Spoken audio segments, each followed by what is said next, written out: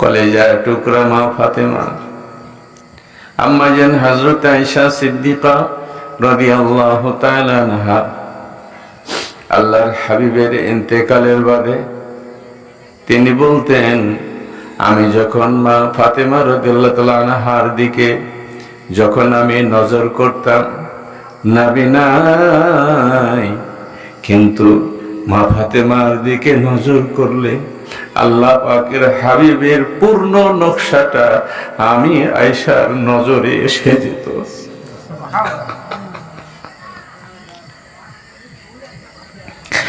নবীজি যেভাবে কথা বলতেন, চলাচল করতেন, খাওয়া দাওয়া করতেন, ওঠা বসা করতেন, আম্মা জান হযরতে ফাতেমাতুজ জোহরা রাদিয়াল্লাহু তাআলা আনহা সম্পূর্ণটুকু কেড়ে নিয়েছিলেন। আল্লাহর হাবিবের পূর্ণ নকশাটা আম্মা জান হযরত ফাতেমাতুজ জোহরা রাদিয়াল্লাহু তাআলা আনহার ভিতরে চলে এসেছিল। বলেন সুবহানাল্লাহ, জোরে বলেন সুবহানাল্লাহ। আমাদের মেয়েরা আছে বাবা, আপনারও বিবি আছে, আমাদেরও বিবি আছে, আমাদেরও আপনার মেয়ে আছে, আপনাদেরও মেয়ে আছে। মা ফাতেমা রাদিয়াল্লাহু তাআলা আনহার বৈশিষ্ট্যের মেয়ে যদি আমাদের ঘরে থাকে রে, তাহলে আমাদের জীবনটা বড় ধন্য হয়ে গেল। কিন্তু এই বৈশিষ্ট্যের মেয়ে খুঁজে পাওয়া কঠিন ব্যাপার। আম্মা জান হযরতে ফাতেমাতুজ জোহরা রাদিয়াল্লাহু তাআলা আনহা আলী রাদিয়াল্লাহু তাআলা আনহাকে ইন্তেকালের পূর্ব মুহূর্তে আল্লাহ আম্মা জান হযরতে ফাতেমাতুজ জোহরা রাদিয়াল্লাহু তাআলা আনহা আলী রাদিয়াল্লাহু তাআলা আনহাকে বলছিলেন, ও আমার স্বামী আলী, আমি যখন মারা যাব, তিনি জানতেন আমি যখন মারা যাব, রাত্রি বেলায় আমার দাফন কাফনের কাজটা শেষ করে দেবেন।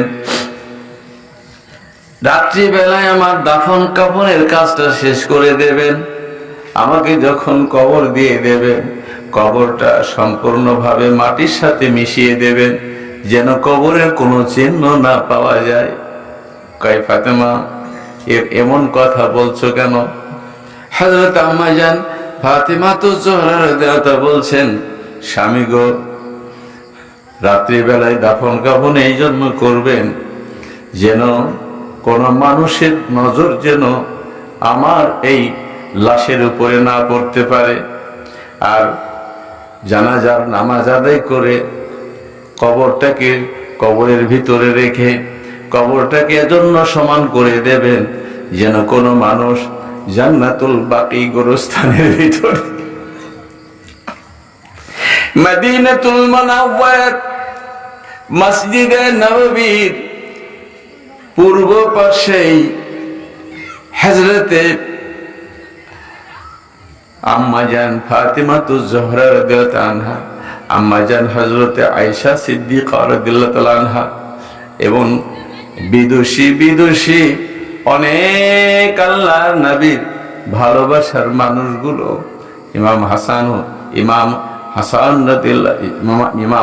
রাদিয়াল্লাহু তাআলা আনহু এবং করে পরিবারের অনেক মানুষগুলো জান্নাতুল বাকি গোরস্থানে আরাম ফরমাচ্ছে। জান্নাতুল বাকি গোরস্থানের পাশে দিয়ে মানুষ যেতে গিয়ে যেন অনুমান করতে না পারে, কবরটা দেখে অনুমান যেন করতে না পারে নবীজির বেটি ফাতেমা এতটুকু বড় ছিল। বলেন সুবহানাল্লাহ। বড় ছিল এতটুকু, লম্বা ছিল এতটুকু, এটাও যেন অনুভব করতে না পারে, অনুমান করতে না পারে। বলেন সুবহানাল্লাহ। সেই আম্মা জান ফাতেমাতুজ জোহরা রাদিয়াল্লাহু তাআলা আনহা কবরে রেখে আবু জাহল গিফারী রাদিয়াল্লাহু তাআলা বলছিলেন, কবর থেকে আওয়াজ এসেছিল, ও আবু জাহল, জান্নাতের রাজরানীকে আমি চিনি না, ইমাম হাসান হুসাইনের মাকেও আমি চিনি না, নবীজির বেটিকে চিনি না, শেরে খোদা আলী রাদিয়াল্লাহু তাআলা আনহু বিবিকেও আমি চিনি না। আমি হচ্ছি নেক আমলের ঘর, নেক আমল যদি নিয়ে এসে থাকে তাহলে ওইগুলো পরিচয়ের কোনো প্রয়োজন হবে না। আর নেক আমল যদি না নিয়ে এসে থাকে ও আবুজার শুনে রেখে দাও, ওই পরিচয়ে দিয়ে কোনোই কাজ হবে না। সেই জায়গার প্রস্তুতি নিতে আমরা এসেছি এখানে। অসাধারণ একটা মাহফিল, এটা হচ্ছে একটা অসাধারণ মাহফিল। আমরা গতানুগতিক এই মাহফিলগুলোকে আমরা চানাচুর বাদাম ভাজার মতো ব্যবহার করতে শুরু করেছি। হ্যাঁ, প্রতি গ্রামে গ্রামে, পাড়ায় পাড়ায়, এই মহল্লায় মহল্লায় আমরা এই মাহফিলের এরকম ধরনের নিদামি করে ফেলেছি। আপনারা যে বসেছেন এত বড় মাপের মাহফিলে, চতুর্দিক থেকে আল্লাহ পাকের রহমতের ফেরেশতারা বসে গেছে, চতুর্দিক থেকে বসে গেছে, চতুর্দিক একদম প্রথম আসমান পর্যন্ত ঠেকে গেছে। এখানে যারা বসেছেন এই মানুষগুলো কোরআন কারিমার আলোচনার মাহফিলে বসেছেন, আল্লাহ এবং তার রাসূলের আলোচনার মাহফিলে বসেছেন, এখানে ঈমানকে তাজকিয়া করার মাহফিলে বসেছেন। যেমন ছুরিটাকে, পরিত্যক্ত ছুরিটাকে যখন বালুর সাথে ঘষা হয়, বালু দিয়ে যখন ঘষা হয়, তখন সেই ছুরির সেই চাকুর সেই তেজদার হয়ে যায়, ধারটা বেশি হয়ে যায়, ধারটা বেশি হয়। সেই ধার বেশি হয়ে গেলে পরে ওই চাকু দিয়ে যে বস্তুগুলো কাটা হয় সেটা কাটতে খুব সুবিধা, আর যদি ধার না থাকে কাটতে অসুবিধা। তো ভাইজান, এই সমস্ত মাহফিলের বৈশিষ্ট্য হচ্ছে যখন এই মাহফিলে বসা হবে তখন ওই মানুষের ঈমানের শানটা, ঈমানের নূরটা তত তেজদার হয়ে যাবে, ঈমানের নূর তত তেজদার হয়ে যাবে। ওয়াইদা তুলিয়াত আলাইহিম আয়াতুহু যাদাতুহুম ঈমানা। বলে সুবহানাল্লাহ। যখন কোন আল্লাহর বান্দা বান্দি আল্লাহ পাকের কোরআন তেলাওয়াতে মশগুল হয়ে যায়, তাদের পাশে যখন আল্লাহর কালাম তেলাওয়াত করা হয়, তখন বাবা তাদের ঈমানটা বেশ তেজদার হয়ে যায়, নূরানি হয়ে যায়। বলেন সুবহানাল্লাহ। খুব সুন্দর হয়ে যায়, চকচকে হয়ে যায়, ঈমান চকচকে হয়। আপনারা কান দিয়ে এখন গান শুনছেন, কোরআন তেলাওয়াত শুনছেন, তাই না? কান দিয়ে কি শোনা হচ্ছে? কোরআন তেলাওয়াত। কান দিয়ে কি শোনা হচ্ছে? আল্লাহ পাকের রাসূলের আলোচনা শোনা হচ্ছে। কি বলেন, ঠিক না? আল্লাহ পাকের রাসূলের আলোচনা শোনা হচ্ছে। আমরা এখানে এসেছি, আমি বললাম যে আমরা এখানে এসেছি কি কারণে? আমরা এখানে এসেছি আখিরাতের প্রস্তুতির জন্য। সকলেই নিয়ত করে ফেলেন যে আমরা এখানে কিসের জন্য আসছি? কবরের প্রস্তুতির জন্য আমরা আসছি। কি বলেন, কথা ঠিক না? হ্যাঁ, আমার ভাই এখানে, এই যে আমার বাবাজি, ওনার নাম কি? হাবিবুর রহমান ভাই সভা পরিচালনা, সভাপতি। হ্যাঁ, হবিবুর ভাই সভাপতি। আর মাহফিলের যিনি উদ্যোক্তা এখানে আব্দুর রাজ্জাক বাবাজি। আব্দুর রাজ্জাক বাবাজি তার পিতার কবরের পাশে আমাদের অনেকের বাপ মা আমাদের এই গ্রামের গোরস্থানে বাঁশঝাড়ের পরে, বাঁশঝাড়ের নিচে, হ্যাঁ, কে কোন বাড়ির পাশে কবরস্থ হয়ে আছে, তাদের রুহের মাগফিরাতের জন্য এবং আমাদের ঈমানকে তেজদার করার জন্য, নূরানি করার জন্য, আমাদের ঈমানকে বা আপনার হচ্ছে যে ফলদায়ক করার জন্য এই মাহফিল দেওয়া হয়েছে। এবং আমরা এসেছি এই নিয়তটা করে নেন সকলে যে আল্লাহ আমাদের ঈমানের নূরটাকে আপনি বৃদ্ধি করে দেন।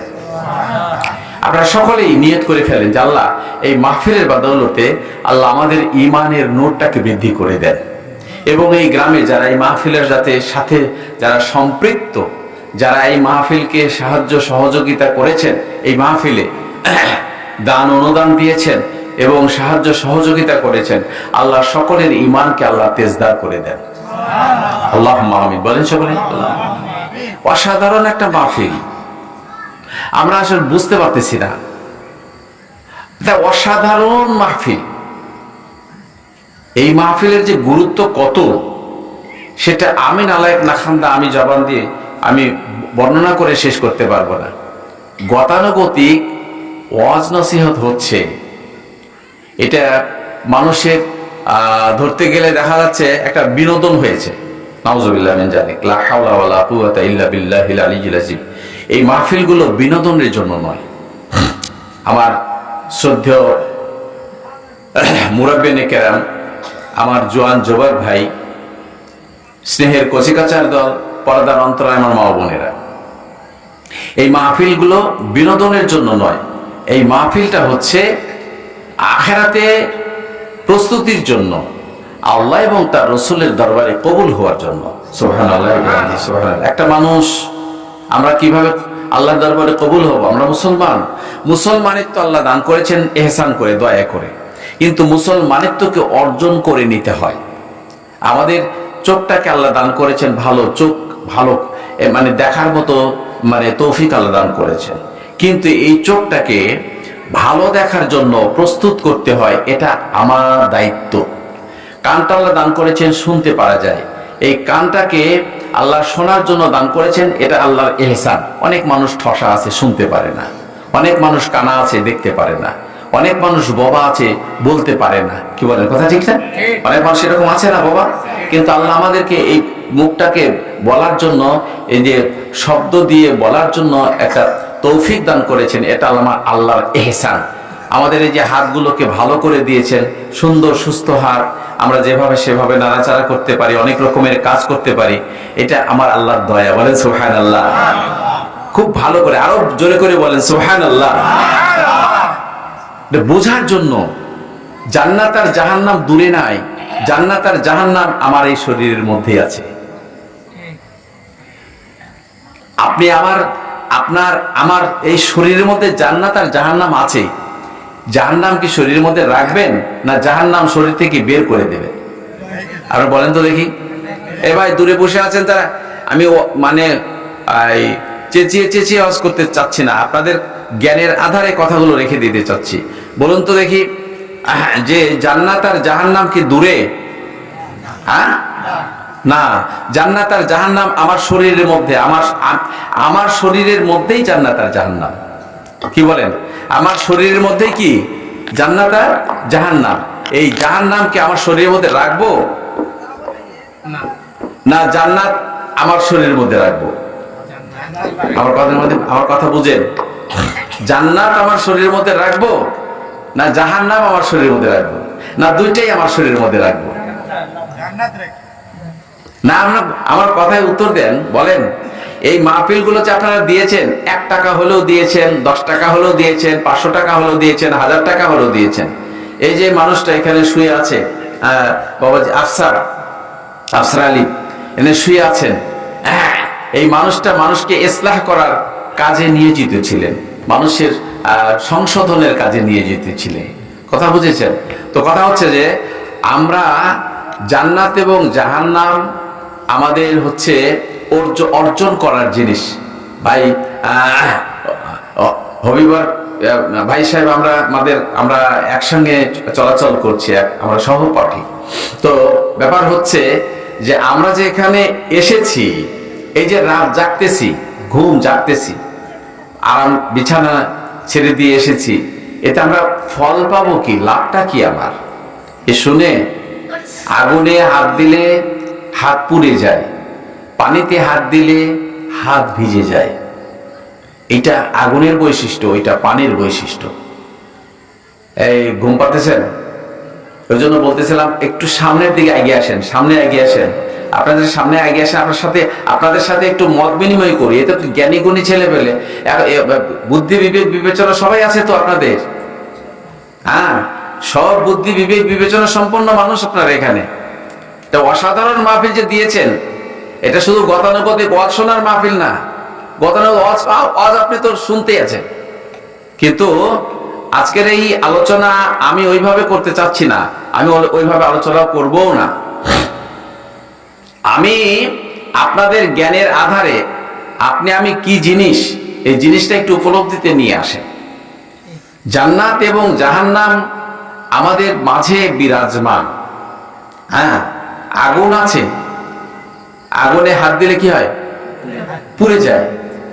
পানিতে হাত দিলে ভিজে যায়। এই মাহফিল আপনারা দিয়েছেন কি জন্য? এই যে পরিশ্রম করে, যতটুকুই পরিশ্রম হোক, এর পিছনে পরিশ্রম আছে, অর্থ আছে, সব আছে। এই যে আপনার ঘুম জাগতেছেন, এখন যে ঘুম জেগে জেগে মানে আরামের বিছানাকে ছেড়ে দিয়ে এসে এখানে বসে আছেন, সার্থকতা কি? এটা কি হবে? এর সার্থকতা কি? হ্যাঁ, সার্থকতা কি?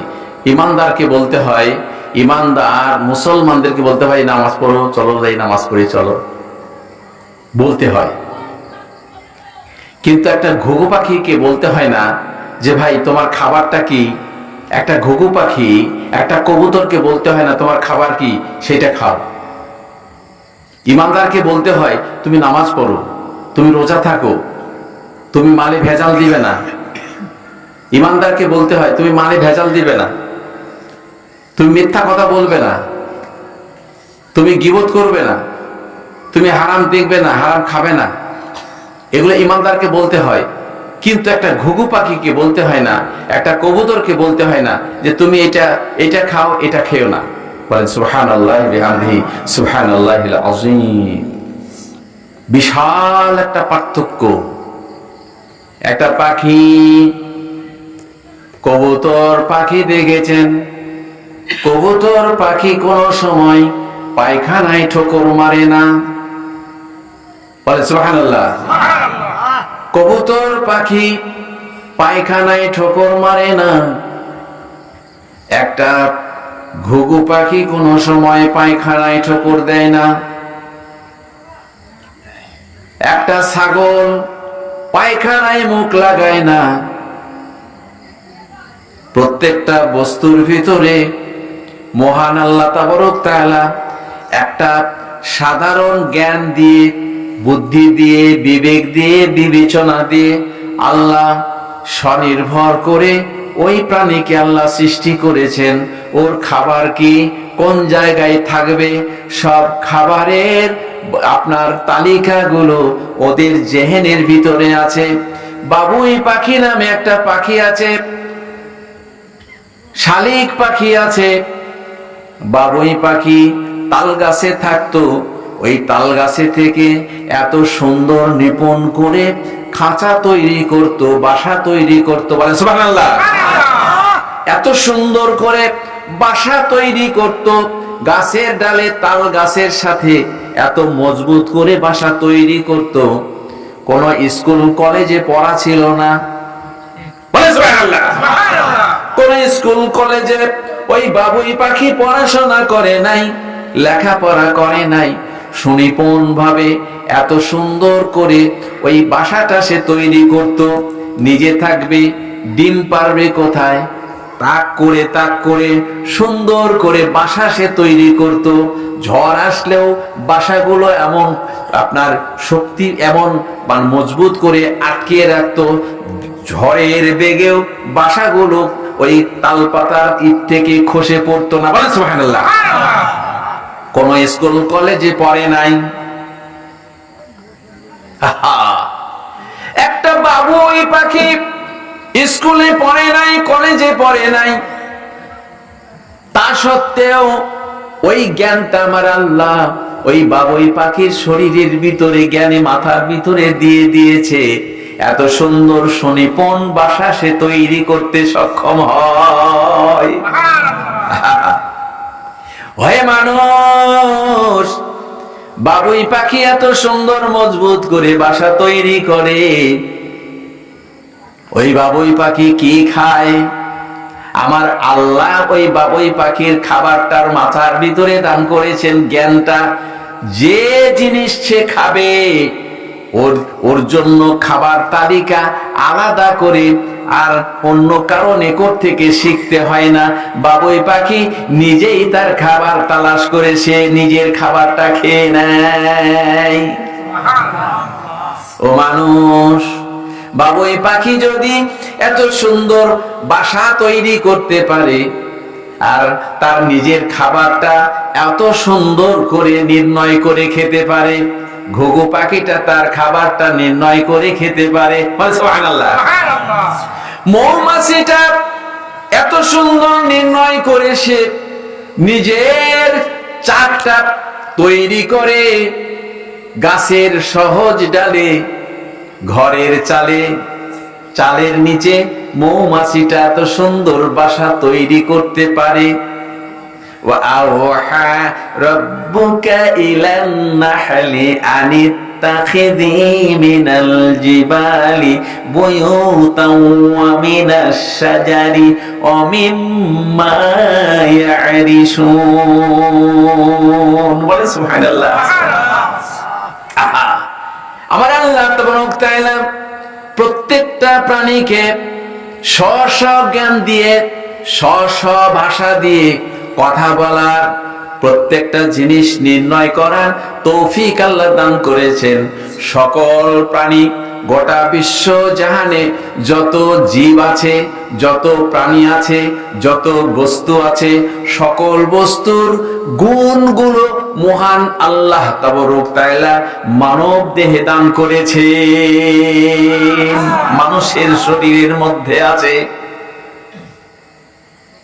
মানুষকে বলতে হয় মসজিদে চলো, আজান হয়েছে মসজিদে চলো, মানুষকে বলতে হয়।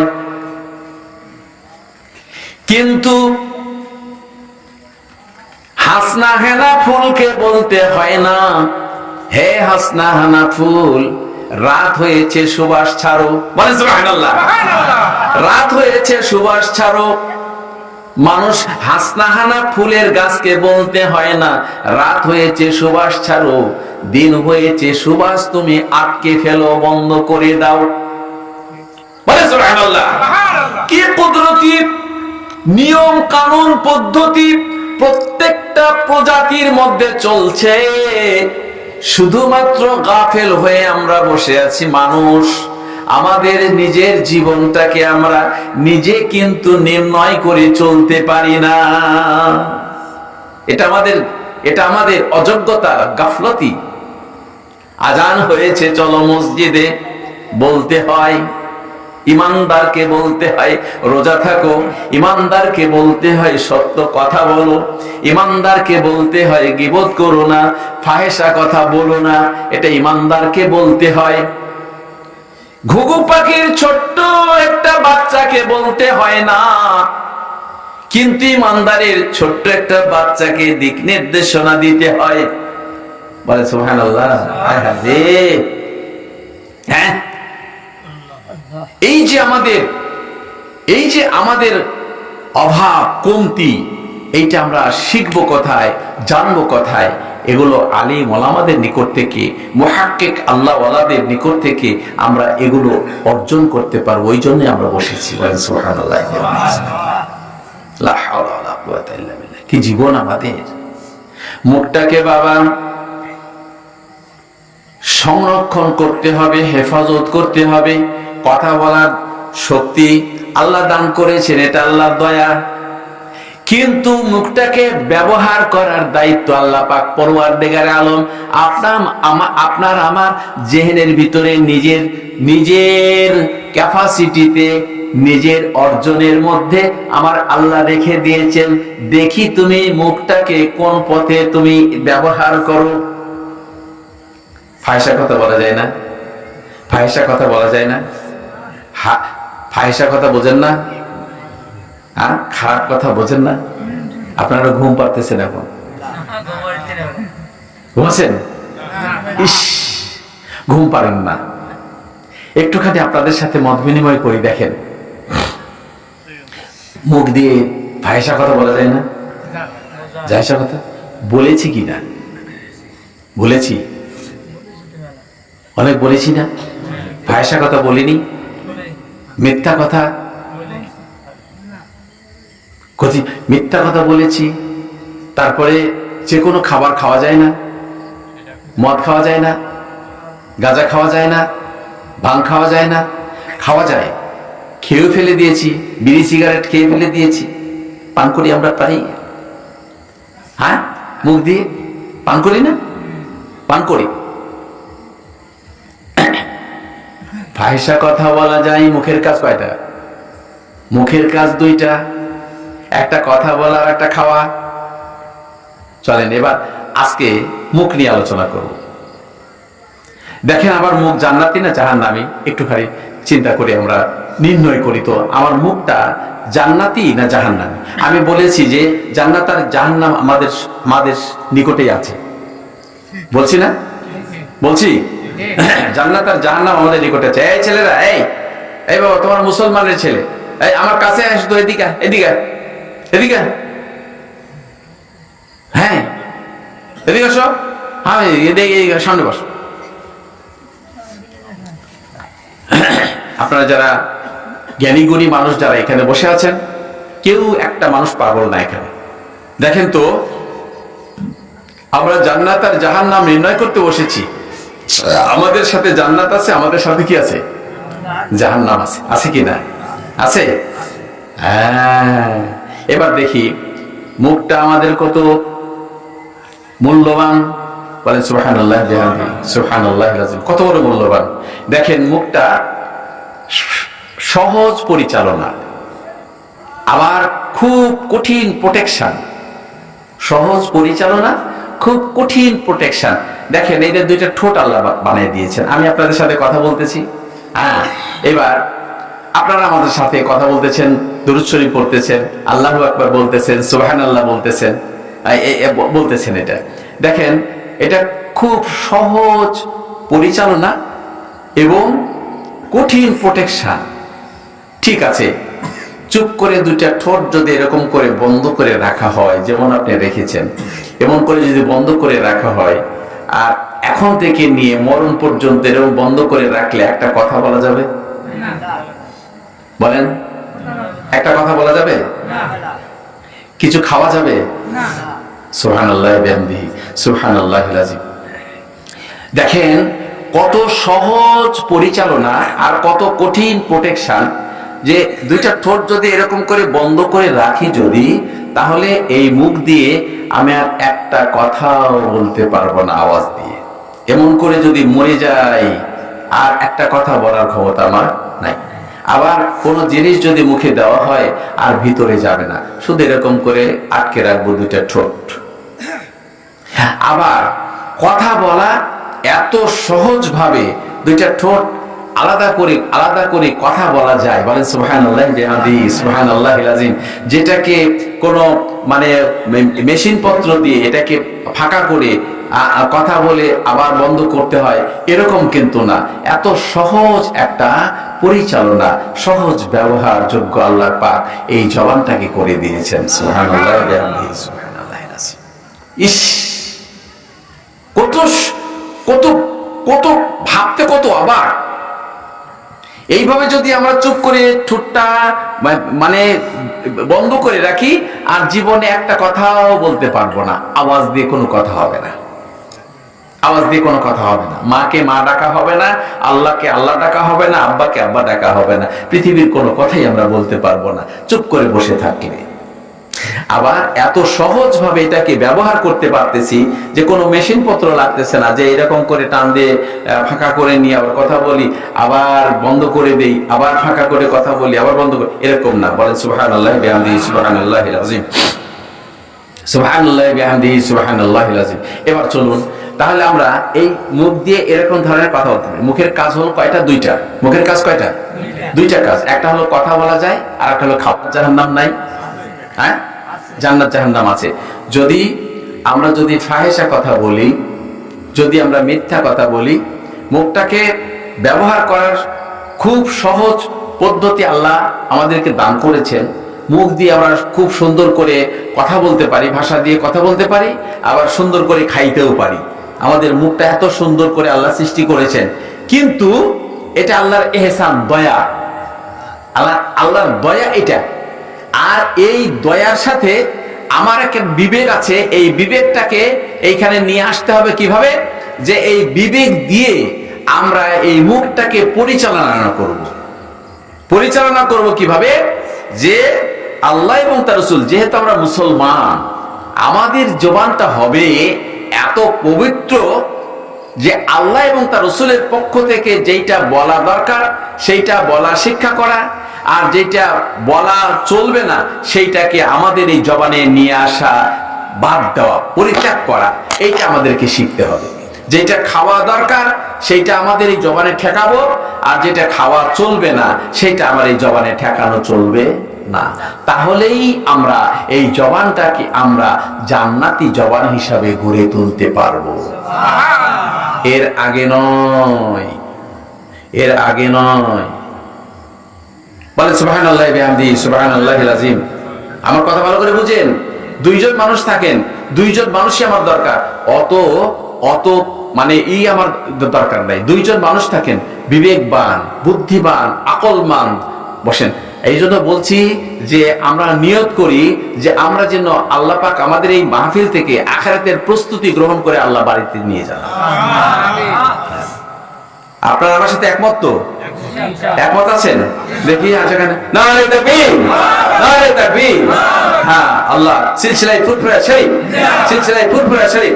আজকের এই মাহফিল আপনার জীবনে আমার জীবনের পাঠ পরিবর্তন যদি না হয়, আমি বলছি যে আগুনে হাত দিলে যেমন হাত পুড়ে যাবে আর পানিতে হাত দিলে যেমন হাত ভিজে যাবে, মাহফিলে আসলে একটা জীবনের অনুভূতি আপনাকে থাকতেই হবে, জাগতেই হবে। যদি না হয় তাহলে এই মাহফিল দেওয়ার কোনো প্রয়োজন নাই।